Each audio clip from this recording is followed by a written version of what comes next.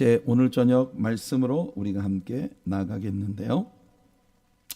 네, 오늘 저녁은 여러분들에게 미리 예고해 드린 대로 요한일서 1장과 2장 말씀을 우리가 함께 나누도록 하겠습니다.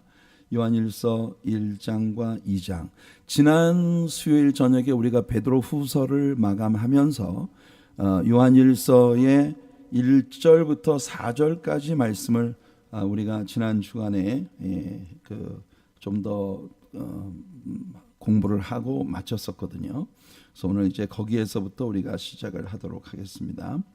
자, 우리는 요한일서라고 하는 책에 들어오면서 이 사귐, 펠로십 혹은 코이노니아, 이 코이노니아라고 하는 단어는 사실 굉장히 깊은 그 인티밋 펠로십, 아주 내면적인 내 삶의 내면에 담겨진 그런 가장 소중한 것들을 꺼내서 함께 나누는 그런 교제예요. 그러니까 이제 우리가 교제라고 하는 것이 한 자리에 앉아서 그냥 밥이나 함께 먹고 뭐 많은 거, 그게 교제가 아니라 이 코이노니아라고 하는 이 교제의 개념은 우리의 전인격 속에 숨어 있는, 우리의 삶의 모든 내면의 존재들을 다 끄집어내놓고 그걸 함께 나누는 겁니다. 때로는 그것이 수치스러운 나의 모습일 수도 있고, 때로는 그것이 정말 많은 희생을 감수하면서 나의 가장 소중한 것들을 아낌없이 주변에 있는 사람들에게 나누어주는 그런 행위일 수도 있겠죠. 예수 그리스도가 십자가 위에 피 흘려 죽으심으로써 우리를 향해 하나님의 그 propitiation, 화목을 위한, 하나님과의 화목을 위한 손길을 내밀어 주신 거, 이게 바로 코이노니아입니다. 예수님은 하늘나라에서 당신이 누리실 수 있었던 모든 종류의 영광과 모든 귀한 것들을 우리 주님은 우리 하나님과 우리 사이의 propitiation을 위해서, 우리의 모든 죄가 용서되고 그리고 우리가 하나님 앞에 accept 되어지는, 받아들여지는 그와 같은 결말을 위하여 예수님은 당신의 가장 소중한 것들을 우리 위해 내어주신 거예요. 그래서 예수님으로부터 바로 이 펠로십이라는 것이 시작이 된다는 겁니다. 2주 전 주일 예배에서 우리가 말했던 것처럼 예수님은 이와 같은 사귐이 가능해질 수 있기 위하여 사람과 사람 사이에 막혀있는 이 펠로십, 코이노니아, 사람과 사람 사이에 진정한 그런 교제를 가로막는 모든 장벽들을 예수님은 허물어 주셨어요. 그 장벽들이라고 하는 것은 인종적 장벽이 있어요. 헬라 사람과 유대인들, 그리고 사회적 장벽, 종과 자유인, 그리고 성적 장벽, 남자와 여자. 예수님 당시에 존재하고 있었던 그 모든 장벽들을 허물어 버리고 예수님은 사람과 사람 사이에 완전한 그 펠로십이 이루어질 수 있는, 인티밋 펠로십이 이루어질 수 있는 그런 바탕을 이루시기 위해 십자가 위에서 이 모든 장벽들을 허물어 주셨다는 겁니다. 유대인이나 헬라인이나 예수 그리스도 안에서 하나예요. 종이나 자유인이나, 이건 정말 그 시대에 너무나 센세이셔널한 그런 그 선포입니다. 종과 자유인이 어떻게 하나가 될 수가 있나? 여러분, 그 시대의 사회적인 배경을 생각해 볼 때 이 종과 자유인이 하나가, 한 자리에서 함께 음식을 먹고 교제를 나누고 형제님 자매님 하면서 모든 마음속에 있을 수 있는 장벽들을 다 허물어 버리고 그렇게 하나가 진정한 코이노니아를 이룰 수 있다고 하는 것은요, 정말 기적 같은 일이죠. 그리고 남자나 여자, 여러분, 남자와 여자 사이에도 굉장히 큰 장벽이 있었어요. 여러분, 우리나라 구한말에 예수님의 복음이 선교사님들을 통해서 우리 한반도에 전해졌을 때, 조선에 전해졌을 때, 그때만 해도 남자와 여자는요, 남녀 7세 부동석이다, 이런 말이 있었어요. 7살이 넘으면 남자 여자가 함께 있으면 안 돼요. 그래서 교회, 초대 우리나라의 그 교회의 모습을 보면 있잖아요. 교회가 완전히 기역자로 꺾여져 있는 그런 교회의 모습이 이렇게 기역자로 완전히 꺾여져 있는 이런 건물들이 많았다고 해요. 그리고 여기에 강대상이 있고, 여기는 남자반, 여기는 여자반.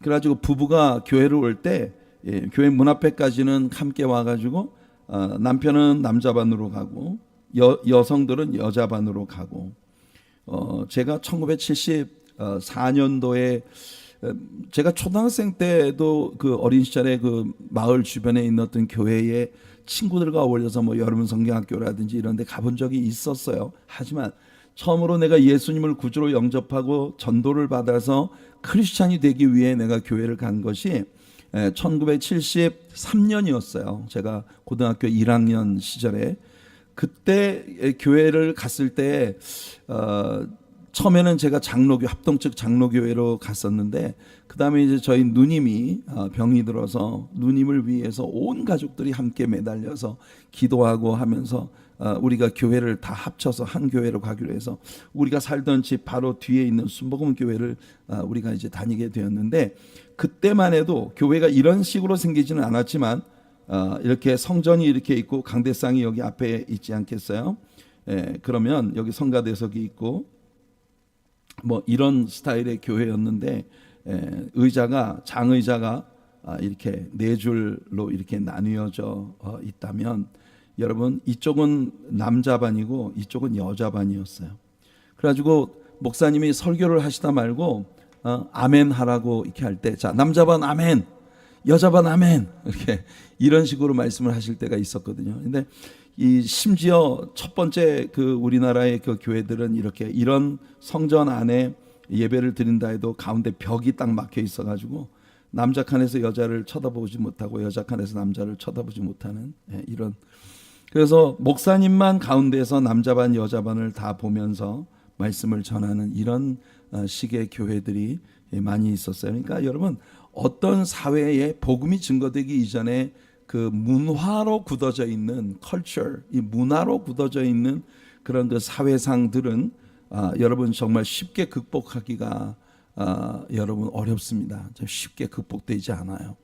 그래서 뭐 그 같은 사람들 사이에도 이 계급, 종과 자유인 이런 그 계급이 무너지는 것이 정말 쉬운 일이 아닙니다. 예수 그리스도 예수 안에서 이런 모든 장벽들이 허물어지고 진정한 하나가 되는 코이노니아를 경험할 수 있게 되었다는 겁니다. 그래서 요한은요 이 책을 쓰면서 우리가 지난번 마지막으로 읽었던 요한일서 1장 4절 말씀에서 우리가 이것을 쓰는 것은 purpose예요. purpose. 요한이 이 편지를 쓰는 목적이 뭐냐? 그것이 너희의 기쁨이 충만하게 하려 함이라. 예수 그리스도로 말미암아 하나님과 함께 나누게 된 그 코이노니아의 진정한 기쁨, 그것이 너희들에게 충만하기를 원한다. 요한이 이 편지를 쓸 때 그의 마음에는 이 편지를 쓰게 만든 세 가지 생각이 있었다고 했어요. 그러니까 요한일서 안에서 요한은 내가 이것을 쓰문이라고 표현을 한 세 가지가 있었는데 그 첫 번째가 방금 읽어드린 요한일서 1장 4절에 너희 기쁨을 충만하게 함이고 요한 2서 2장 1절 우리가 지난 주일 아침 설교에서 나누었던 이것을 너희에게 쓰면 너희로 죄를 범하지 않게 하기 위하여. 그러니까 요한의 이 요한일서라는 서신을 기록한 목적이 세 가지가 있는데 첫째가 아까 요한일서 1장 4절이고 두 번째가 바로 지난 주일 아침 본문이었죠. 나의 자녀들아 내가 이것을 너희에게 쓰면 너희로 죄를 범하지 않게 하려는 것이다. 그러니까 이 죄 문제를 신자로서의 그 죄 문제를 해결하기 위하여 내가 필요한 것을 너희들에게 전하기 위함이다. 근데 여러분 우리가 죄를 범하지 않는 스테이지에 올라가는 것이 하나님의 이상이에요. 그러나 우리는 성경의 여러 곳에서 사람이 누구도 죄를 짓지 않고 사는 사람은 아무도 없다. 죄를 범하지 않고 살 수 있는 사람은 아무도 없다. 그래서 우리가 죄를 범했을 때 우리에게 죄가 있다는 걸 발견했을 때 아버지 앞에서 우리의 대언자가 계시다. 예수 그리스도, 의로우신 예수 그리스도가 계시다. 그래서 우리가 죄 없는 상태에 의롭다함을 받은 칭의 되어진 그런 상태로 하나님께 연락될 수 있게 되었다는 것을 요한은 이 책을 통해 우리들에게 들려주고자 했던 것입니다. 그리고 세 번째가 요한일서 5장 13절에 보면 내가 하나님의 아들의 이름을 믿는 너희에게 이것을 쓰는 것은, 똑같은 이야기가 또 나오죠. 너희로 하여금 너희에게 영생이 있음을 알게 하려 함이라. 그러니까 지난 주일 아침에 여러분들에게 얘기해 드린 대로 요한복음의 기록 목적도 요한은 그 자신의 독자들이 예수 그리스도가 하나님이시라는 걸 알고 그를 믿음으로 말미암아 영생을 얻게 된다는 걸 알게 하기 위해 요한복음을 썼다고 요한이 직접 설명을 했거든요. 근데 오늘 저는 이 4절에 나왔던 이 말씀이 참 굉장히 감격이 됩니다. 우리가 예수 그리스도의 이 복음을 요한이 우리에게 들려주는 이유는 이 복음을 알게 되면 우리 기쁨이 충만하게 되는 거예요. 우리들의 기쁨. 너희의 기쁨이 충만하다 그랬잖아요. 우리의 기쁨이 충만하게 돼요. 여러분 한번 생각해 보세요.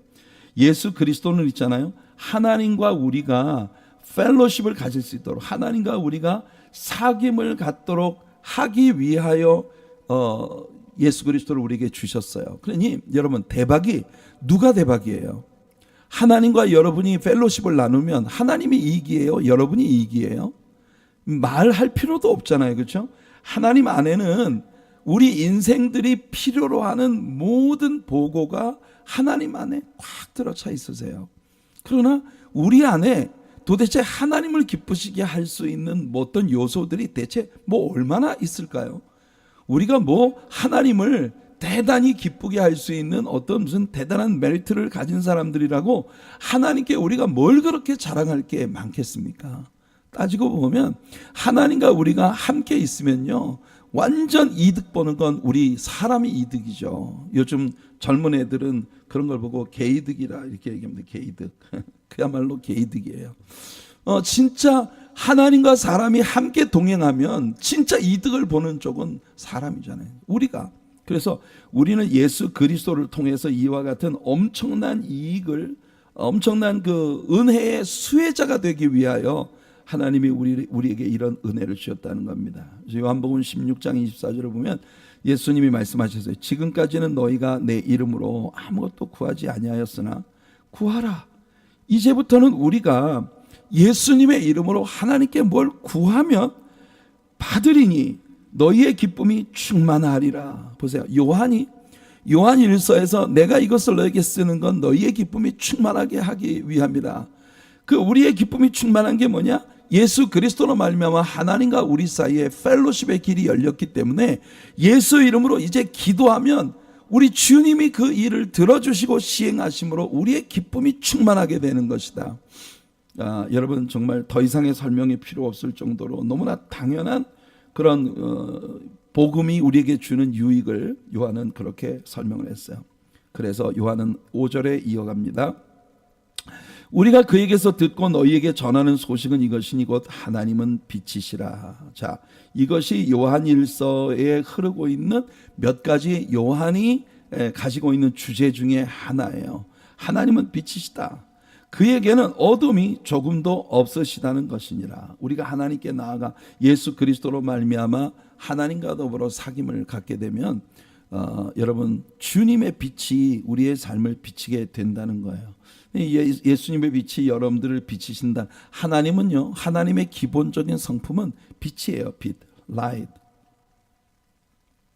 하나님의 기본적인 성품은 빛이세요. 그러니까 하나님 앞에 있으면 하나님이 우리를 환하게 비춰주시는 거예요. 여러분 세상의 문명은요 밤을 밝히는 것으로부터 완전히 센세이셔널한 그런 변화를 이 세상에 가지고 왔어요. 그런데 안타깝게도 요한복음 3장에서 예수님이 니고데모에게 말씀하시는 거 보면 예수님이 빛이시기 때문에 사람들이 예수님을 싫어한다고 말합니다. 왜냐하면 예수 앞에 서기만 하면, 예수님 앞에 서기만 하면 예수님의 그 빛이 사람의 속에 숨은 속속들이 숨은 어두움들을 다 드러내시기 때문에 그래서 여러분 이런 사람들이 하나님께로 나오는 것을 기뻐하지 않는, 싫어한다는 거예요. 그러니까 예수님의 안타까운 말씀입니다. 여러분 워런 윌스비 목사님이 옛날에 워런 윌스비가 아니라 버넌 매기 목사님이 옛날에 테네시 주에서 목회를 하시던 때에 한번 사냥을 취미로 갖고 계셔서 사냥을 가신 적이 있었대요. 그런데 산에서 갑자기 폭우를 만나가지고 막 하늘이 갑자기 캄캄하게 뒤덮으면서 폭우가 쏟아지는데 마침 그 옆에 보니까 작은 동굴이 하나 있더랍니다. 그래서 그 동굴 속으로 저기에 뛰어들어가서 숨었어요. 비를 피하고 가려고. 근데 그 동굴이 캄캄하니까 속 안에 아무것도 안 보이니까 목사님이 그냥 이제 그 비를 피할 수 있는 아늑한 공간이 여기 있구나 하고 목사님이 기쁘게 그 동굴 속으로 들어갔는데, 나중에 그 동굴 속에서 목사님이 나뭇가지들을 모아서 모닥불을 피웠대요. 비가 오니까 이제 몸이 젖어갖고 좀 추울 거 아니겠어요. 그러니까 그 동굴 속에서 모닥불을 피워서 그 모닥불 빛으로 동굴이 환하게 밝아지면서 목사님의 캄캄했던 눈이 그 빛에 조금씩 동화되면서 그 동굴을 사방을 둘러보니까 그 동굴 속에 목사님 혼자 있는 게 아니더라는 거죠. 이 동굴 안에 보니까 여러분 정말 무슨 거미도 있고 작은 벌레들도 있고, 심지어는요 목사님이 앉아 계신 그 옆에 뱀이 또아리를 틀고 앉아 있더라는 거예요. 그래서 목사님이 그냥 이 짐승들이 자기를 침입자로 여겨서 자기한테 공격을 하기 전에 빨리 도망을 가야 되겠다 그래서 후다다닥 도망을 쳐서 그 동굴 속에서 나오셨다는 그 이야기를 버논 매기의 그 책에서 읽은 적이 있습니다. 그러니까 굉장히 상징적인 그림이에요. 여러분 우리의 인생이 그렇게 동굴같이 캄캄한 그런 속에 있을 때 우리는 그 속에서 아늑함을 느끼는데, 그 아늑함을 느끼다가 진리의 빛인 예수 그리스도가 우리를 비추실 때에 내 눈에 보이지 않던 것들이 하나씩 보이기 시작하면서 우리는 이 동굴 속에 나만 있는 게 아니라는 걸 발견하게 되는 거죠. 그러면 니고데모에게 주님 말씀하셨던 것처럼 우리가 주님께 보일 수 있는 반응은 두 가지예요. 하나님 맞습니다. 우리 안에는 너무나 깊은 어둠이 있어요. 하나님 우리를 긍휼히 여겨주시고 불쌍히 여겨주시옵소서. 그렇게 우리가 주님 앞에 고백을 하며 나가는 건 정말 하나님의 복받을 하나님의 자녀들의 모습이에요. 늘 말씀드리지만 우리가 하나님 앞에서 온전치 못해요. 그러나 이 모습 이대로 주님 앞에 나아가 하나님의 그 빛 앞에 내 자신을 올려드리면서 이 모습 이대로 하나님께서 그 빛으로 나를 감화시켜 주시고 우리가 그 빛에 동화되어 가기를 주님 앞에 기도하며 나아가는, 이게 여러분 하나님과 우리 사이의 교제가 점점 깊어가고 완성되어 갈 수 있는 그런 비밀이라는 거죠. 그런데 많은 사람들은 하나님을 믿는다고 하지만 하나님과 나 사이의 벽을 딱 쳐놓고 이거 이상은 내가 하나님께 더 가까이 나가고 싶지 않아요. 이거 이상 그렇게까지 내가 하나님을 시리어스하게 믿고 싶지 않아요. 이런 마음들을 가지고 있는 그런 경우가 정말 많습니다. 그래서 우리가 예수 그리스도를 통해 하나님과 나누게 된 이 아름다운 펠로십 코이노니아, 그 코이노니아의 은총이 우리에게 가져다 놓은 첫 번째 은혜가 뭐냐? 하나님의 진리의 빛으로 우리 마음을 채워주신다는 거예요. 그래서 만일 우리가 하나님과 사귐이 있다고 하면서 어둠 속에 행하면 이거는 거짓말하고 진리를 행하지 아니합니다. 앞으로 요한은 이런 패턴의 이야기를 계속합니다. 어떤 진리를 말하고, 그리고 그런데 우리가 이렇게 한다면 이건 거짓말이다, 이런 식의 패턴을 요한은 계속 사용할 거예요. 많은 경우에 사람들이 말로는 정말 아름다운 말을 하지만 그러나 행동이 자신이 말하고 있는 그 말이 진심이 아니라는 걸 내보이는 그와 같은 일들이 많다는 거죠. 그가 빛 가운데 계신 것 같이 우리도 빛 가운데 행하면 우리가 서로 사귐이 있고 그 아들 예수의 피가 우리를 모든 죄에서 깨끗하게 하실 것이요, 우리가 예수 그리스도의 빛 앞에 나아가 주님의 빛으로 내 영혼을 채워주시기를 구하며 주님 앞에 내 모습 이대로 다 이렇게 펼쳐 보이는 그런 교제를 향해서 우리가 나아갈 때 주님은 그 빛으로 우리에게 변화를 가져다 주시고 그 빛 앞에 드러난 그런 모든 불편한 것들을 우리 하나님께서 다 씻어주시고 떨쳐버릴 수 있도록 우리들에게 은혜를 주신다는 겁니다. 하나님과의 사귐을 파괴시키는 건 언제나 죄예요. 우리가 늘 자주 인용합니다만 이사야 59장 1절과 2절을 보면 여호와의 손이 짧아 우리를 구원하지 못하심도 아니고 귀가 둔하여 우리를 듣지 못하심도 아니라 했습니다. 오직 너희의 죄가 너희와 너희 하나님 사이를, 하나님과 우리 사이를 갈라놓았고 너희 죄가 그의 얼굴을 가리어 너희에게서 듣지 않으시게 함이니라. 그래서 죄 문제는요, 우리가 하나님께 나아가는 일을 위해 제일 먼저 해결받아야 할 너무나 정말 중요한 하나님과 우리 사이에 막힌 담벼락이 될 수 있는 그런 이슈라는 겁니다. 그런데 그렇다고 해서 우리가 만일 나는 죄가 없어 라고 말을 한다면 그건 내 자신을 속일 뿐만 아니라 또 진리가 우리 속에 있지 아니할 것이다.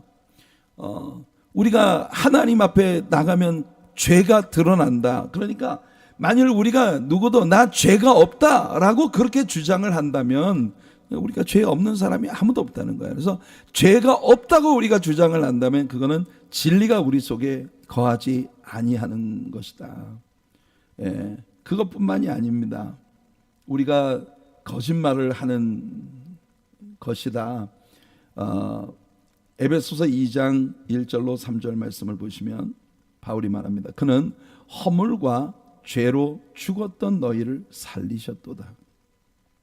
그때 너희는 그 가운데 생하여 이 세상 풍조를 따르고 공중의 권세 잡은 자를 따랐으니 곧 지금 불순종의 아들들 가운데 역사하는 영이라. 이 하나님의 말씀의 선포입니다. 전에는 우리가 바로 우리들이 여기에 다 포함되어 있어요. 전에는 우리도 다 그 가운데서 우리 육체의 욕심을 따라 지내며 육체와 마음에 원하는 것을 하여 다른 이들과 같이 본질상 진노의 자녀였다. 이게 우리가 주님 앞에 나아가기 전에 우리들의 모습이에요. 여기에 사용된 죄에 해당되는 헬라어 단어는 단수입니다. 단수. 그건 우리가 저지른 많은 행동들을 이야기하는 게 아니에요. 우리들 안에 하나님께로 우리가 나아갈 수 없는 이 죄의 본질을 우리가 가진 사람이라는 것을 이야기하고 있는 것입니다. 우리가 우리 안에 죄를 품은 것은요, 우리가 저지른 행동의 많은 죄들을 낱낱이 이야기하는 그런 개념이 아니에요. 우리가 죄의 본질을 sinful nature 그렇게 말을 하죠. sinful nature. 우리가 죄악된 본성을 우리 안에 가지고 있다는 겁니다. 우리가 죄의 본질을 우리 안에 가지고 있다는 거예요. 이게 하나님께로 우리가 접근할 수 없게 만드는 그런 이슈였다는 거죠. 우리는 죄의 본성을 가진 사람들입니다. 그러니까 우리가 삶에서 몇 가지를 쳐낸다고 해서 그것을 통해서 우리가 바로 의롭게 될 수 있는 게 아니에요. 우리가 죄인이라는 사실을 발견하고 그리고 그것을 주님 앞에 고백할 때 어떤 일이 벌어진다고 말합니까? 만일 우리가 죄 없다고 이야기하면 우리는 우리 스스로를 속이는 자일 뿐만 아니라 이 뒤에 보면 하나님까지도 거짓말하는 자로 만드는 죄를 더 짓는 것이다.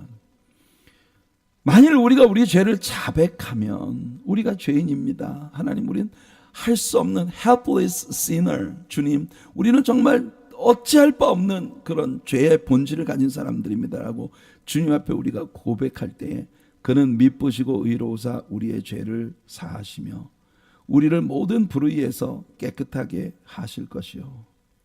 네, 우리가 하나님 앞에서 의롭다 하심을 받을 수 있는 유일한 길은 하나님 앞에 내가 sinful nature를 가지고 있는, 나는 정말 helpless sinner, 어쩔 수 없는 죄인이라고 하는 걸 주님 앞에 진실하게 고백하고 나아가는 것이, 이게 중요하다는 겁니다. 만일 우리가 범죄하지 않았다, 나는 죄가 없다라고 주장을 하면 그것은 하나님을 거짓말하는 이로 만드는 것이다. 왜? 하나님의 말씀이, 하나님은 우리가 본질적으로 죄에 빠진 사람들이라는 아담의 후손으로 이 땅에 태어날 때 모든 사람이 죄를 범했다, 그렇게 우리들에게 얘기해 주고 있기 때문에. 근데 만일 우리가 죄 없다고 하면 하나님의 말씀을 거짓말이라고 만드는 것이 되는 거죠. 자, 이게 이제 요한 1서에서 요한이 예수 그리스도가 우리에게 오신 것은 하나님과 우리 사이에 죄로 말미암아 완전히 단절되었던 그 펠로십을 다시 터주시기 위해서 우리의 propitiation, 우리의 모든 죄와 허물들을 다 용서해 주고 하나님과 우리 사이에 원수되었던 장벽을 허물어 버리고 하나가 되게 만들어 주시는 그 길을 위해 예수님이 오셨다는 게 1장의 내용이에요. 1장의 내용이에요. 그래서 예수님 앞에 서면 내가 죄인이라는 것을 알게 되고, 그래서 내 죄를 주님 앞에 자백하고 늘 하나님 앞에 이 하나님과의 빛 안에서의 코이노니아 교제를 통해서 나아가면, 그러면 하나님께서 우리를 의롭게 해주신다고 하는 그런 말씀이 1장의 내용입니다. 자, 이제 요한일서 2장으로 우리가 들어가는데요. 요한일서 2장에 보면 죄를 짓지 않는 것이 하나님의 이상이지만 우리 중 누구도 죄를 짓지 않고 살 수는 없기에 우리에게는 advocate, 우리들에게는 변호사, 우리의 대언자가 필요하다. 그 대언자가 누구예요? 예수님이에요. 예수님을 보내셔서 우리 대신 우리의 모든 죄의 값을 지불하시기 위해 십자가에 죽으시도록 내어주심으로 말미암아 우리가 요한일서 1장에서 요한이 지금까지 설명한 바 빛 대신 하나님 앞에 서면 우리의 모든 죄가 드러나고 그 죄 때문에 우리가 하나님께 나아갈 수 없다는 이 기막힌 사실 앞에서 예수님을 보내주셔서 우리의 그 propitiation, 예수 하나님과 우리의 화목을 이루어 주시는 그런 기적을 베풀어 주셨다는 것이 이제 2장으로 들어가면서 우리에게 주신 말씀이에요. 이 말씀의 내용이 지난 주일 아침 저의 설교의 내용이었던 거 아닙니까? 우리의 대언자. 자, 나의 자녀들아, my little children. 이 요한일서 2장에서 요한은 우리들에게 이 말을 참 많이 씁니다. My little children. 이때 요한의 나이는 90세가 되어 있었고 정말 산전수전 다 겪은 정말 그 따뜻한 마음을 가진 요한은 있잖아요. 그 책의 주제가 항상 사랑이에요. 그래서 요한은 정말 굉장히 사랑이 많은 그런 따사로운 어른이었던 것 같아요. 요한이 이 책들을 쓸 때 요한은 90세가 넘어 있는 그런 상황이었던 거거든요. 90세가 넘어 있었던 그런 상황에서 요한은 우리 정말 가련한 하나님 앞에 그 용서되고 의롭다 하심을 받는 삶을 살아보고자 몸부림치는 우리들을 아주 어여삐 여기시고 긍휼히 여기는 그런 따뜻한 아버지의 마음을 가지고 있는 그런 분이었어요. 그래서 요한은 자기의 독자들을 my children, my little children 이렇게 부르는 것입니다. 제가 우리 우요한 목사님을 정말 제 가슴 속에 제 아버지처럼 이렇게 사랑할 수밖에 없게 만드는 기억이 제 마음속에 늘 있습니다. 그게 뭐냐면 제가 이 뉴욕에 와서 목회를 하면서 정말 아주 혹독한 시련의 시간을 보내야 했던 시기가 있었잖아요. 늘 어려움 속에 있었지만 뉴욕에 제가 왔다는 것을 정말 뼛속 깊이 후회를 할 것 같은 그런, 내가 바보였나? 왜 이런 선택을 했지? 막 이런 생각에 굉장히 가슴 아파했던 시기가 있었어요. 여러분들에게 부담을 드리려고 하는 이야기 절대 아닙니다. 저희 개인적인 고백이에요. 그 오렌지버그에 제가 부임을 해와서 한 2, 3년 정도가 지난 후 굉장히 우리가 어려움을 많이 겪으면서 이게 그냥 제가 무슨 연루된 어떤 문제가 아니라 근본적인 그런 교회 안에 상처들이 막 드러나고 그런 아픔들 속에서 치여서 굉장히 어려움을 겪고 있을 때 정말요 매 주일날 우리 우연 목사님께서 예배가 끝나고 나오시는 길에 제가 그 성도님들과 인사를 하기 위해 그 부엌 벽 앞에 서서 장로님들이랑 쭉 이제 성도님들에게 인사를 하잖아요. 정말 우리 우 목사님이 예배를 끝나고 나오실 때마다 제 손을 두 손으로 꼭 이렇게 감싸쥐고 늘 저를 바라보시면서 말씀하세요. 고생 많지. 그냥 그렇게 많은 말씀을 하시는 것도 아니에요. 저는 우리 우요한 목사님의 미소가 언제나 미소년 같은 그런 되게 순수한 미소를 갖고 계신 어른이었다, 이렇게 늘 생각을 합니다. 근데 그런 정말 순수하고 따뜻한 미소로 제 손을 꼭 잡아주시면서 별 그렇게 많은 말씀을, 아마 목사님도 뭐 사람들 사이에 흘러다니는 많은 이야기들을 들으셨을 거고, 여러 가지 그런 아픔들 있었고, 그때 뭐 그런 어려움의 시간이었으니까. 근데 그 목사님이 늘 예배가 끝나고 나올 때마다 제 손을 꼭 잡으시면서 그 따뜻한 미소로 저를 바라보시면서 정 목사 얼마나 고생이 많아, 늘 이렇게 말씀해 주셨어요. 다른 깊은 무슨 어떤 대화는 없었지만 저는 그 목사님의 손을 잡고 정말 매번 눈물이 핑 도는 그런 사랑을 느꼈습니다. 이 어른이 하실 말씀이 참 많으셨을 텐데 그냥 목사님은 제 눈을 바라보시면서 정말 고생 많지, 어떻게, 그냥 이렇게 말씀하시면서 제 손을 잡아주셨던, 저희가 알파인으로 이사를 하고 난 후에도 예배가 끝나고 밖으로 나오실 때 늘 제 손을 동일한 따뜻함으로 그리고 그 눈빛으로 저를 바라봐 주시면서 인사를 해 주셨어요. 목사님이 마지막으로 그 리헵에 들어가 계시는 동안 저는 이제 개인적으로 제 마음속에 정말 내 아버님을 다시 떠나보내는 것 같은 그런 심정이 마음속에 있었어요. 근데 이렇게 빨리 주님의 부르심을 받으시게 될지 정말 몰랐어요.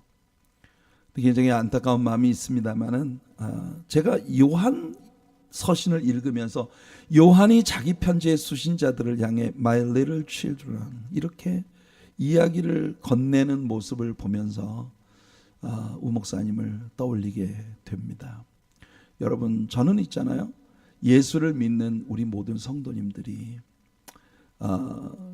여러분들을 누군가를 향해서 그 따사로운 눈빛으로 그를 바라보며 고생 많지, 그냥 My little children 이런 마음으로 호칭하고 있는 요한 같은 그런 마음으로 우리 곁에 있는 모든 사람들을 볼 수 있다면 우리가 살아가는 세상이, 우리들의 공동체가 훨씬 더 따뜻하고 아름답고 귀한 그런 공동체가 될 수 있지 않을까, 그런 생각을 가져보게 됩니다.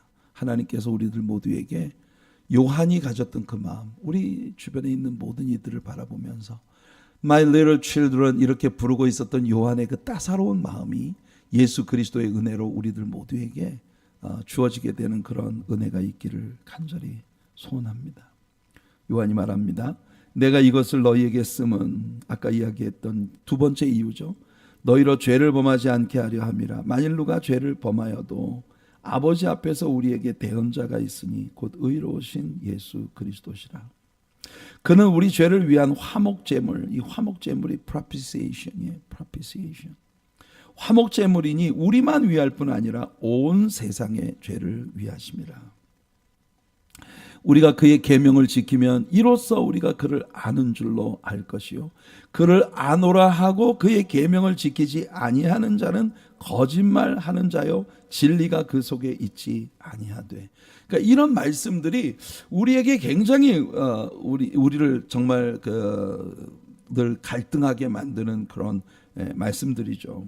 금방 우리가 죄인이어도 우리에게 대언자가 계셔서 예수 그리스도로 말미암아 우리가 하나님 앞에 의롭다 하심을 받게 되는 propitiation의 그런 은혜를 받게 되었다고 하는데, 또 여기서는 보면 그의 계명을 지키지 아니하는 자, 그 계명은 뭘 말하는 걸까요? 그 계명은 율법이 규명하고 있는 죄에 대한 모든 율법들, 그 율법을 완성시키지 못하면 우리는 하나님의 페이버를 받을 수 없다, 그런 뜻이 아니에요. 우리를 그렇게 하나님의 페이버를 좀 받아보려고 그런 가련한 몸부림으로 하나님께 나아가야 하는 불쌍한 억압된 종교인들이 되도록 만들고자 하는 게 요한의 뜻이 아니라는 겁니다. 누구든지 그의 말씀을 지키는 자는 하나님의 사랑이 참으로 그 속에서 온전하게 되었나니 이로써 우리가 그의 안에 있는 줄을 아노라. 그의 계명, 그의 말씀, 이건 뭘까요? 그의 안에 산다고 하는 자는 그가 행하시는 대로 자기도 행할지니라. 와우. 점점 더 무거워요. 그가 행하시는 대로. 우리가 요한이 분명히 말했어요. 우리가 아이디얼한 건 죄를 짓지 않고 사는 건데, 근데 우리가 죄를 짓지 않고 살 수 있는 사람이 아무도 없단 말이죠. 그게 우리의 본질인데, 그런데 주님 안에 산다고 하는 자는 주님이 행하시는 대로 자기도 행해야 된다라고 말을 하고 있어요. 와우, 예수님이 완전하신 것처럼 우리도 완전해야 된다. Perfection? 좀 더 읽어볼게요. 사랑하는 자들아, 내가 새 계명을 너희에게 쓰는 것이 아니라 너희가 처음부터 가진 옛 계명이니. 나 여기서 새로운 계명을 너희들에게 얘기하는 게 아니야. 너희가 처음부터 가졌던 이 옛 계명이야. 그 옛 계명이 뭐냐? 너희가 들은 바 말씀이거니와. 그러니까 요한이 지금까지 이야기한 우리가 하나님의 계명을 지키고 예수님처럼 우리도 행해야 한다라고 하는 그 말씀이 늘 우리에게 주어진, 처음부터 주어졌던 하나님의 말씀으로 돌아가는 일이라는 걸 여기서 요한은 규명해 주고 있는 겁니다. 말씀으로 돌아가면 우리 굉장히 찔림을 많이 받게 될 거예요. 말씀을 공부할 때마다 우리의 마음이 많이 아프고, 예수님이 니고데모에게 말씀하신 것처럼 말씀 앞에 서면 우리는 환하게 우리의 내면에 숨은 본질이 드러나게 되니까, 그럼에도 불구하고 우리가 하나님의 말씀을 사랑하고 말씀을 통해서 하나님과의 교제를 이어가는 것, 요한이 우리에게 강조하고 싶은 건 바로 그겁니다. 자, 그 다음에 요한은 우리에게 말해요. 우리가 하나님을 진짜로 사랑한다면, 그러니까 요한은 우리에게, 우리가 정말 하나님을 사랑한다면 하나님의 말씀을 사랑해야 된다는 것이고, 또 이번에는 하나님을 향한 우리들의 사랑은 형제를 향한 사랑으로 번져갈 수밖에 없다. 이게 또 다음 대목에서 요한이 우리에게 들려주고 있는 말씀이에요. 저는 이 이어지는 구절들이 참 좋습니다. 하나님을 향한 사랑, 하나님과의 교제의 은총은 곧장 우리 곁에 사람들을 향한 사랑의 사귐으로 이어져 가게 된다는 거예요. 따사로움. 여러분, 우리가 율법적 완전성을 꿈꾸는 사람들은 굉장히 날카로워집니다. 그래서 내 기준으로 모든 사람들을 봐요. 그래서 내가 정한 기준에 조금이라도 상이하다 이렇게 느껴지면요, 절대 용서가 안 돼요. 절대 용서가 안 돼. 근데 그게 내가 누구를 용서하고 말고 할 수 있는 위치에 있는 사람이 아니라고 하는 걸 우리가 자꾸 잊어버리는 거예요. 우린 그런 사람들이 아니에요. 그래서 여러분, 정말 예수님을 사랑하는 사람은 있잖아요. 다른 사람을 바라보는 눈빛이, 다른 사람을 바라보는 눈빛이 정말 예수님의 눈빛처럼 따사로운 사랑으로 정말 모든 사람을 품어주고자 하는 그런 눈빛으로 사람들을 보게 된다는 거예요. 그래서 형제를 향한 사랑을 이야기하는데요. 다시 내가 너희에게 새 계명을 쓰노니 그에게와 너희에게도 참된 것이라. 이번에는, 아까는 내가 새 계명을 쓴 게 아니었어. 처음부터 너희에게 주어진 그 말씀을 너희들에게 얘기한 거야. 그리고 이번에는 새 계명을 내가 너희들에게 쓴다. 이번에는 내가 새 계명을 쓴다. 그것은 그에게와 너희에게도 참된 것이라. 이는 어둠이 지나가고 참 빛이 벌써 비침이니라. 빛 가운데 있다 하면서 그 형제를 미워하는 자는 지금까지 어둠에 있는 자요. 우리가 정말 하나님과 더불어 예수 그리스도로 말미암아 열려지게 된 그런 사귐의 은총 가운데로 나아가는 자라면 우리는 우리 형제를 향해서 정말 무한대의 그런 사랑을 쏟아낼 수밖에 없다는 거예요. 그의 형제를 사랑하는 자는 빛 가운데 거하여 자기 속에 거리낌이 없으나 그의 형제를 미워하는 자는 어둠에 있고 또 어둠에 행하며 갈 곳을 알지 못하나니. 그러니까 여러분, 오늘날 크리스천들이요, 신앙생활을 하면서도 마음에 진정한 자유가 없어요. 신앙생활을 하면서도 마음에 진정한 기쁨이 없어요. 그렇게 어둠 속에서 뭔가 이렇게 또아리를 틀고 있는 나의 내면에 누군가를 향한 언제나 이렇게 막 확 달려들어서 독침을 날릴 수 있는 그런 준비가 되어 있는 어떤 뭔가가 우리의 마음 안에 또아리를 틀고 있는 거예요.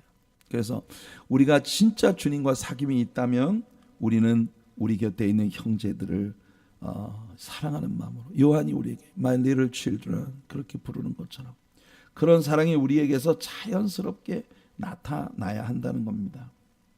요한이 이제 여기서 흥미로운 이야기를 우리에게 들려줘요.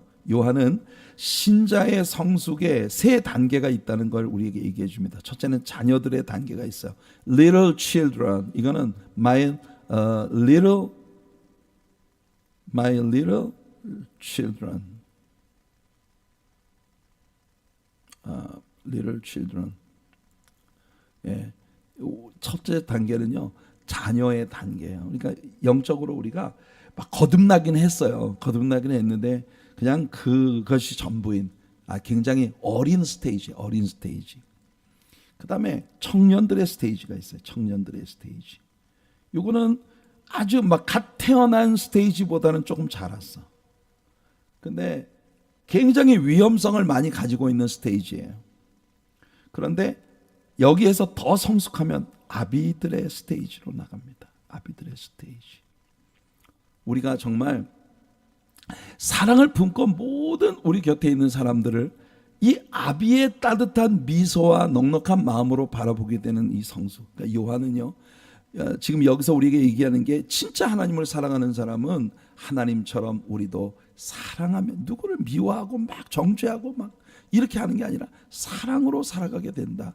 그 사랑의 성숙의 단계들을요, 첫 번째로 자녀들아, 이 자녀들 little children, 이건 뭐냐면요, 너희의 죄가 그의 이름으로 말미암아 사함을 받았으며, 이건 정말 우리의 죄가 예수를 믿음으로 용서함을 받은 죄 사함의 단계, 이게 겨우 요 스테이지는요, 겨우 내가 용서함을 받고 하나님의 자녀가 된 단계예요. 이 뒤에 자녀들 이야기가 또 나오는데 여기 아이들아 이렇게 나옵니다. 아이들아, 이 아이들아, 내가 너에게 쓴 것은 너희가 아버지를 알았으며, 드디어 우리가 예수 믿고 거듭나서 하나님, 내 아버지가 누구신지를 드디어 알게 된 단계예요. 그러니까 이게 막 갓 태어난 뽀송뽀송한 애송이 단계예요. 그런데 여기에서 좀 자라갑니다. 좀 자라면 우리가 뭘 알게 되냐면 하나님의 말씀도 좀 배웠어. 그럼 뭘 좀 깨닫기도 했어. 그래가지고 내가 이제 이만하면 나 이제 어른 다 됐어, 이렇게 스스로 느끼는 거예요. 나 이만하면 어른 다 됐어 라고 느끼는데, 이 청년들이 하는 건 뭐냐? 내가 너희에게 쓰는 것은 너희가 악한 자를 이기었음이라. 보세요, 자기가 깨달은 그 진리를 가지고 막 전쟁을 하는 겁니다. 자기 깨달은 진리를 가지고 내가 모든 악한 자를 색출해내고 악한 자와 더불어 싸우고 막 늘. 그래서 이 청년 시기에 신자들이 가는 데는요, 언제나 전쟁판이에요. 이 사람들은 막 아무하고나 막 부딪히고 아무나 막 받아버려. 그래서 내가 생각하는 것과 다르면 그냥 막 받아버리는 거야. 그래서 이 청년들이 가는 곳에 늘 싸움이 있어요. 보세요, 너희가 악한 자를 이겼음이라. 그죠? 이 뒤에 보면 청년들아 또 나옵니다.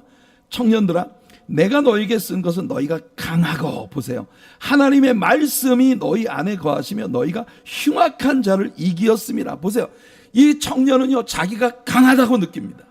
그리고 하나님의 말씀이 우리 안에 있어, 난 정말 진리로 충만한 사람이야, 이걸 느끼는 거예요. 청년.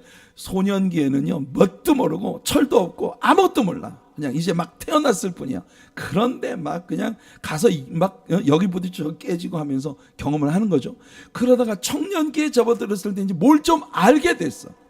그래서 내가 이제 좀 성경을 좀 알고, 또 내가 뭐 기도도 좀 할 줄 알고, 근데 나름대로 뭔가 내가 이제 신앙생활을 뭘 좀 안다, 이랬을 때 여러분, 이 사람의 주변에서는요, 늘 전쟁판이라, 여기가 부딪히고 저희가 받아버리고 막 온갖 동네 다니면서 막 싸움이란 싸움은 다 하면서 자기가 정의의 사자야, 황금박쥐야, 황금박쥐.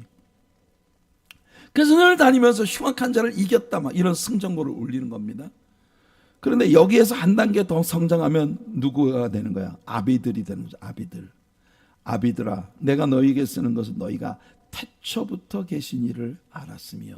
이제는 이 아비들은 말이에요, 유년기에 처음 태어나서 겨우 내 아버지가 누구인가를 안 그 정도가 아니라 태초부터 계셨던 그분을 진짜 알게 되는 거예요. 나라는 사람이 용서받고 하나님의 자녀가 되는 일을 위해 하나님이 나에게 어떻게 해주셨나, 그 아버지의 마음을 비로소 알기 시작해요. 그 다음에는요, 아비들아, 여기 또 나옵니다. 여기 아비들아 나오죠. 아비들아, 내가 너희에게 쓴 것은 너희가 태초부터 계신 이를 알았으며. 요한이 뭔가 이렇게 대칭으로 말을 계속 이어가는데 왜 아비들에 대한 이야기는 똑같죠? 앞에도 태초부터 계신 이를 알았다, 이번에도 태초부터 계신 이를 알았다. 무슨 뜻인지 아시겠어요? 아비의 자리까지 성숙을 하게 되면요, 이 사람은 사나 죽으나 이 사람에게서 오직 아버지만 나타나는 거예요. 오직 아버지의 영광만 나타나는 거예요. 참 멋지지 않습니까? 여러분, 밥이 익어갈 때 보면 재미있어요. 생쌀, 성도들 가운데 있잖아요, 생쌀 신자들이 있어요. 이게 뭐냐면 이제 자녀들입니다. 이게 막 태어난 생쌀 신자들은 그냥 아주 딱딱해가지고 씹으면 막 그냥 생쌀이죠. 그 위에 물이 딱 이렇게 덮여가지고 보면 고요해. 아멘도 안 하고, 뭐 절대 교회의 어떤 선한 일, 착한 일, 뭐 이런데 인볼브먼트도 별로 없어요. 그냥 죽은 듯이 고요하게 교회만 왔다 갔다 하면서 그렇게 그 스테이지가 있어요. 그런데 그러다가 밥이 익어가기 시작합니다. 그러면 여기서 폭, 저기서 폭, 막 꿀럭꿀럭 올라오기 시작하죠. 그러다가 이 밥이 막 끓기 시작하면은요, 막 바글바글 온 천지가 다 뒤집어지고 막 바글바글 하는 거예요. 이게 뭐냐? 청년들의 시기입니다. 이 청년들의 시기는요, 내가 익어가고 있다고 내가 믿는 거예요. 그렇기 때문에 막 여기가 부딪히고 저기가 부딪히고 온갖 막 다 뒤집어져 가지고 막 볼볼볼볼볼 막 다 뒤집어지는 거예요. 그런데 아비들의 단계에 가면요, 다시 그 펄펄 끓던 것들이 푹 죽었어. 그런데 이거는 초창기의 냉랭한 어린아이 상태가 아니에요. 익을 대로 이거 뜸이 들어가고 있는 그런 단계입니다. 다시 여기서 뽁, 저기서 뽁 하면서 모든 것이 잦아들고 죽어가는 거죠. 이게 아비들의 단계예요. 이제는 이 무르익을 대로 무르익었어. 무르익을 대로 무르익어서 이 사람에게서 나오는 건 오직 아버지 하나님의 영광만 드러나게 되는 겁니다. 사나 죽으나 이 사람이 가는 곳은 어디든지 하나님의 영광만 나타나. 이 요한은 우리들에게 이런 정말 아름다운 성숙의 단계를 우리에게 보여주는 거예요. 근데 여러분 잘 생각하세요. 아이들의 단계는 아이들의 단계대로 아름다워. 이쁘잖아. 애들이 얼마나 예뻐요. 철딱선이 없고 막 잘난 척하고 막 뻐기고, 애들이 얼마나 웃기는지 아세요? 속이 빤히 들여다보이는 거짓말을 해. 여기다가 설탕을 잔뜩 묻혀놓고 엄마가 얘 여기 있던 도넛 누가 먹었어? I didn't do it 합니다. 여기 설탕 잔뜩 묻어 있는데. 이렇게 빤한, 보면 철부지 어린애 같은데 근데 이쁘잖아. 애들 때는 애들 시기에 예쁨이 있어요. 청년들 보세요. 청년들 뭐 무서워. 여러분, 김일성이 뭡니까, 지금 김정은이 남한을 쳐들어오지 못하는 이유가 뭔지 아세요? 중2병 때문에 못 온대요. 중2병. 그러니까 중2병, 한국의 중학교 2학년 되는 아이들이 막 가장 다루기 힘든 모양이에요. 근데 여러분, 젊은 아이들은 젊음 때문에 예뻐요. 그냥 젊다는 것 자체가 벌써 메리트잖아. 젊다는 것 자체가 그냥 바라만 봐도 예쁘잖아요. 제가 청년기에 어른들이 저한테 몇 살이야? 예, 제가 22살입니다. 아이고, 그냥 예쁘다. 좋다. 그냥 보기만 해도 좋다. 저는 그때 그게 무슨 소리인지 몰랐어요. 근데 제가 목회를 하면서 이 나이를 먹고 보니 우리 교회에 젊은 애들을 보면요, 그냥 그 자체가 이뻐. 뭘 착한 일을 하고 뭘 하고 그냥 이뻐. 그 아이들도 지금 보면 이 요한이 이야기하는 청년기의 갈등을 많이 느끼고 있겠죠.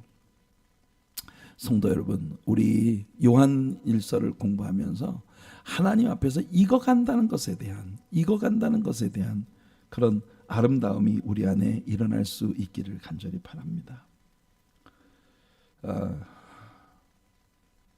성경은 우리들에게 이 세상에 대한 성경적인 정의를 우리에게 들려줘요. 세상이라고 하는 것에 대해서 성경이 뭐라고 말을 하고 있나?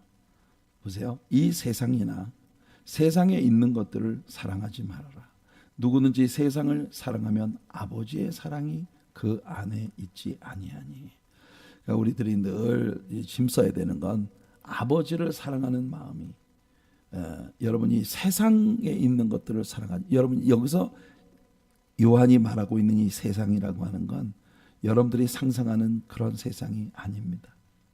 무슨 여러분 정말 엄청난 자연 경관을 가지고 있는 그런 이 자연에 관한 일, 또 이 세상의 모든 어떤 세상적인 그런 아름다운 일들, 지금 여기서 요한이 말하고 있는 건 뭐냐면요, 세상의 world system이에요.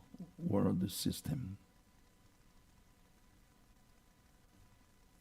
사탄이 왕노릇하고 있는 그런 world system이에요. 세상을 사랑하면 아버지의 사랑이 그 안에 없다. 사탄이 지배하고 있는 그런 세상 시스템을 사랑하고 세상 시스템을 쫓아가는 건 아버지의 사랑이 그 안에 없는 사람이다. 이는 세상에 있는 모든 것이 육신의 정욕과 안목의 정욕과 이생의 자랑이니 다 아버지께로부터 온 것이 아니요 세상으로부터 온 것이라. 이 월드 시스템입니다. 세상으로부터 온 것. 이 세상도 그 정욕도 지나가되, 여러분 우리가 이 세상에서요 승리에 다다를 수 있는 정말 가장 멋진 비결이 바로 이거예요. 우리가 이걸 아는 겁니다. 세상도 그 정욕도 결국은 다 지나간다. 오직 하나님의 뜻을 행하는 자는 영원히 거한다. 그러니까 우리가 이 세상에서 살아가는 동안 오직 하나님의 뜻을 따라 영적인 것을 도모하고 늘 하나님의 말씀 안에서 우리 주님과 깊이 교제하며 하나님의 사랑이 우리 안에 부음받으어서, 여러분 로마서 5장에서 우리가 어떤 소망을 품어도 어떤 소망을 품어도 그게 개인적인 이기적 욕심, 세상적인 것을 충족시키려는 욕심을 따라 품는 소원이 아니라 하나님의 성령이 우리에게 분바되어 사랑으로 우리 안에 생성되어진 소원이기 때문에 그 소원이 절대 우리를 부끄럽게 하는 일이 없다. 예수님도요 세상과 하나님을 동시에 섬길 수 없다 하셨어요. 그렇죠? 그때 예수님 말씀하신 세상이 바로 매먼입니다. 매먼.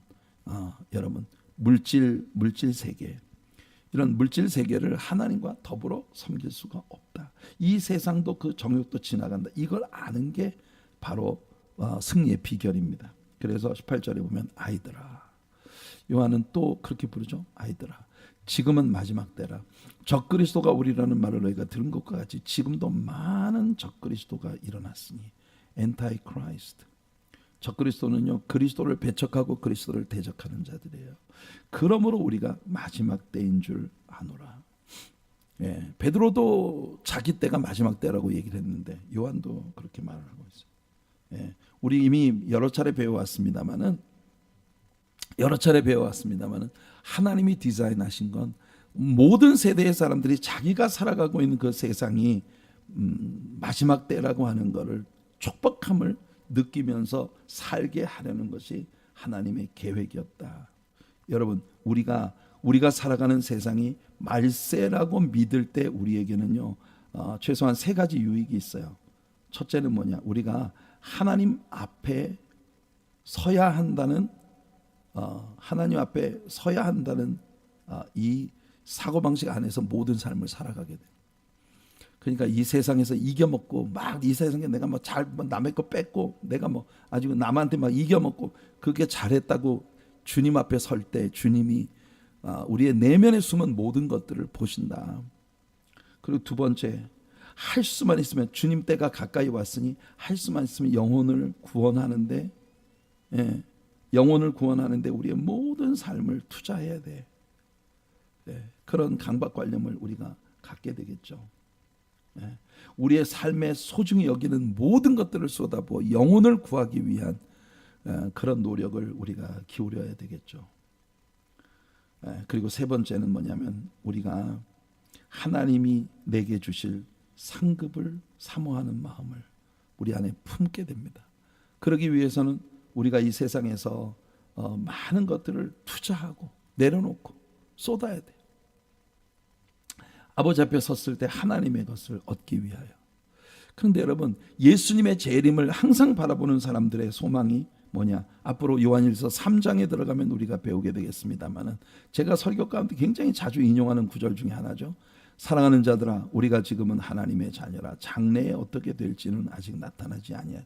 우리 솔직히 우리의 미래가 어떻게 될지는 우리 다 정확하게 다 몰라요. 하지만 예수님이 나타나시는 그 순간 최소한 우리가 예수님처럼 될 것이라는 걸 아는 것은 그의 참모습 그대로 내게서 예수님의 참모습 그대로를 볼 수 있게 된다는 걸 우리가 믿기 때문이다. 네, 여러분, 주님이 다시 오신 오늘 메라나타라는 찬양을 부른 이유가 바로 이거예요. 우리가 주님 앞에 설 날이 가까이 오고 있다는 그 사실 앞에서 우리는 살아가야 하는 겁니다. 자, 그런데 여기 보면 우리가 지금 마지막 때인 줄 안다. 그런데 적그리스도가 되어버린 사람들, 그리스도를 대적하는 그 많은 사람들에 대한 이야기를 요한이 말합니다. 그들이 우리에게서 나갔으나, 여러분 항상 이단들은 있잖아요. 원래 교회 다니다가 그 사람이 이단이 됩니다. 다 교회 다니던 사람들이 나가서 이단이 됐어요. 신천지도 그렇고 뭐 구원파도 그렇고 다 그런 사람, 교회를 다니던 사람들이. 근데 그들은 처음부터 우리에게 속하지 아니했어. 만일 우리에게 속했다면 우리와 함께 거했겠지만 그들이 나간 것을 보면 다 우리에게 처음부터 속하지 아니하였다는 걸 그들 스스로가 나타내려 하는 것이다. 너희는 거룩하신 자에게서 기름 부음을 받고 모든 것을 아느니라. 이게 참 중요해요. 여러분, 여기서 안다라고 하는 단어가 호이다스입니다. 호이다스. 이 호이다스라고 하는 이 단어가 에이도라고 하는 단어에서부터 왔어요. 이 에이도가 뭐냐면 직관적으로 아는 것. 그러니까 내가 누가 나한테 가르쳐줘서 아는 게 아니에요. 학습이나 경험을 통해서 아는 게 아니에요. 그러니까 성령께서 나에게 깨닫게 하시는 거예요. 그러니까 우리 안에 주신 하나님의 성령의 깨닫게 하심이 우리가 구원을 받은 사람인지 그걸 우리에게 알게 해준다는 겁니다. 이 호이다스예요. 요한은 이제 그 이야기로 오늘 결론을 맺습니다. 내가 너희에게 쓰는 것은 너희가 진리를 알지 못하기 때문이 아니라 알기 때문이요. 자, 우리는 이 구절에서 요한이 이 편지를 누굴 향해 쓰냐? 예수 안 믿는 사람, 예수 믿게 하려고 쓰는 편지가 아니라 이미 예수를 믿는 사람들이 이 가르침을 통해서 정말 더 아름다운 영적 성숙을 얻어갈 수 있기 위해서 요한은 이 글을 쓰고 있다. 그걸 우리가 알게 됩니다. 너희가 진리를 알지 못하기 때문에 이걸 쓰는 게 아니야. 너희가 이미 알기 때문에. 그런데 모든 거짓은 진리로부터 나오는 게 아니기 때문이라. 거짓말하는 자가 누구냐? 예수께서 그리스도이심을 부인하는 자. 이 인류 역사 가운데 있어왔던 모든 이단들의 공통된 문제가 뭐냐? 예수님이 그리스도시라는 사실을 부정하는 자들. 그거는 아버지와 아들을 부인하는 그가 바로 적그리스도다. 이단은 뭐냐? 아버지와 아들을 부인하는 겁니다. 이게 적그리스도의 성향이에요. 엔타이크라이스트의 성향은 뭐냐면 예수님의 인성 혹은 신성 양쪽의 그 어느 것도 부정하는 것이 바로 적그리스도의 표상입니다. 나와 아버지는 하나이니라. 예수님 분명히 말씀하셨어요. 누가 여러분들에게 와서 예수님은 하나님이 아니다라고 누가 와서 얘기해도 이 구절을 보세요. 나와 아버지는 하나이니라. 빌립에게 예수님 말씀하셨어요. 요즘 이 구절을 우리가 자주 보게 되죠. 이렇게 오래 너희와 함께 있을 때 내가 나를 알지 못하느냐? 나를 본 자는 아버지를 보았거늘 어찌하여 아버지를 보이라 하느냐? 야, 나를 본 자는 이미 아버지를 보았다. 이 말은 무슨 말이에요? 아버지와 나는 하나이다, 그런 뜻입니다. 예수께서 이르시되 이거 뭐야? 아들을 부인하는 자에게는 또한 아버지가 없으되 아들을 시인하는 자에게는 아버지도 있느니라. 여러분, 예수 그리스도를 시인하는 자에게는 아버지 하나님도 계시다. 신명기 18장에서 우리는요 모세의 예언을 봅니다. 내 하나님 여호와께서 너희 가운데 내 형제 중에서 너를 위하여 나와 같은 선지자 하나를 일으키시리니 너희는 그의 말을 들을지니라. 자, 오늘은 여기까지만 하겠습니다. 지금 뭐 다 끝까지 거의 다 갔는데 오늘 여기까지만 하고 다음 주에 여기에서부터 시작을 해서 요한일서 3장을 향해서 우리 들어가도록 하겠습니다. 자, 시간이 이제 더 나가면 안 될 것 같아서 오늘은 여기까지만 하고 마치도록 할게요. 하나님의 말씀을 공부해 나가면 여러분 창세기부터 요한계시록까지 성경은 분명히 일관성을 가지고 오직 예수 그리스도에게 우리의 모든 구원과 우리의 삶의 영광의 면류관이 다 디펜드되어 있다는 사실을 일관되게 이야기하고 있어요. 성도 여러분, 오늘도 요한일서를 공부하며 우리들에게서 한 가지만 여러분 보세요. 내 안에 아버지의 사랑이 있나? 요한이 독자들을 바라보며 My little children, 정말 따사로운 미소로 늘 삶에서 실패하고 넘어지고 이리 자빠지고 저리 치이고, 우리들 가운데는요 아주 little children의 스테이지도 있고, 어떤 사람은 청년 스테이지도 있고, 어떤 사람은 아비의 스테이지에 있는 사람들도 있겠죠. 그런데 어떤 스테이지도 사랑스러워요. 이게 중요한 겁니다. 어떤 스테이지에 있어도 그 사람이 너무 아름다워요. 여러분, 유행가 가사에도 사람이 꽃보다 아름다워 하는 그런 구절이 있지 않습니까? 요한은 우리들에게 인생이 신자로서 세상을 살아가면서 우리 안에 소유해야 할 너무나 귀한 그 가르침은, 여러분, 우리가 예수님만이 우리의 삶에서 점점 더 확실해지고, 그리고 예수님을 닮아가는 그 닮아감은 우리가 어줍지 않은 무슨 나의 의의를 내세우는 그런 율법적 억압 속에 있는 종교인의 의의가 아니라 예수님의 사랑이 우리 안에 나타나 모든 스테이지에 있는 사람들을 다 사랑의 눈으로 보게 되는, 하나님께서 오늘 우리들에게 이런 아름다운 변화를 허락해 주시기를 정말 간절히 바랍니다. 우리 교우들 모두가 영적으로 깊은 성숙을 경험하여 하나님이 원하시는 그런 성숙의 스테이지에 함께 나아가는 우리 모든 지체들이 되시기를 축복합니다. 거룩하신 우리 하나님 아버지, 오늘 저녁 우리